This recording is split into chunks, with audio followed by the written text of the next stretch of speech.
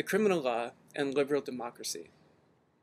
The idea of a liberal state is that the government is there to create the conditions under which individuals are able to pursue the kinds of lives they see to be worth living to them, to the greatest extent that's possible, with everybody else having the equal liberty.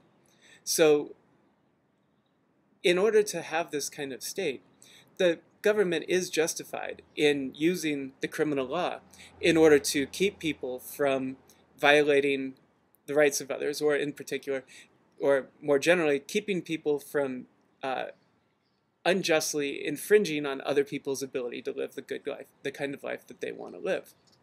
So the criminal law is an important part of life in a society, but it requires a special kind of justification, because the criminal law is fundamentally about taking away liberty. It's about coercion. And punishment involves taking away liberty, putting you in jail, taking away your money so that you can't be free to use it in the ways that you want to live, or in the most extreme case, taking away your life.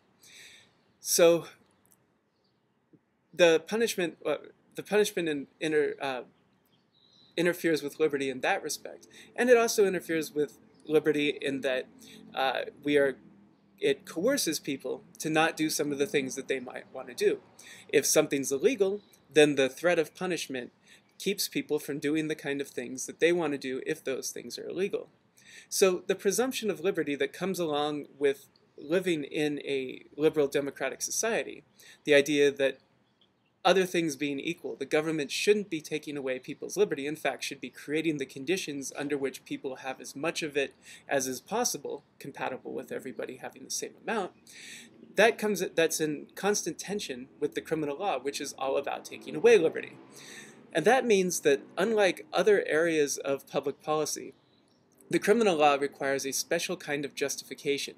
In other words, legislators need a special kind of justification before they go and make something into a crime. They wouldn't necessarily need that same kind of justification if they were going to just say, create some kinds of regulations, or create a licensing scheme, or various other kinds of things that governments do. So the special kind of justification that's necessary with the criminal law can be given, or it's available with 4 different kinds of reason that a person might give in favor of making a law. And these are what we've been calling the liberty-limiting principles. So the first one is, of course, the harm principle, on which if a certain kind of act harms other people, then we are justified in making that act a crime. So in that case, the liberty that a person loses when they are no longer allowed to go around murdering others is justified, because that kind of activity, murdering, is a harm.